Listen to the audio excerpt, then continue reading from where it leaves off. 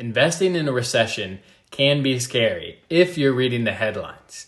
Now, a lot of money is made in a recession. There's people that are continually to pour more money into assets in a recession than even in a bull market. So you want to be very market agnostic when you're looking in a recession, when you're looking to invest. You want to look at markets and you want to look at asset types.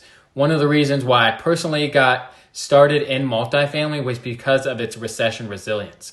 I knew that it had performed well in 2008 recession. I knew it had performed fine in the pandemic. And during those times when other asset classes are plummeting, it's flatlining because of its resilience that people are always going to need a place to live and its economies of scale and a couple other factors. So for me personally, I'm being very choosy on what types of assets I'm investing in a recession, and I'm being super choosy in what type of markets I'm investing in. I'm not investing in the West Coast. I'm not investing in the Northeast.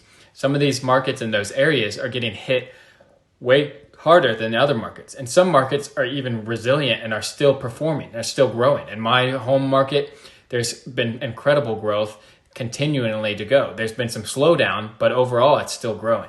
So markets are very important, and the asset types that you're investing are super important when you're investing in a recession.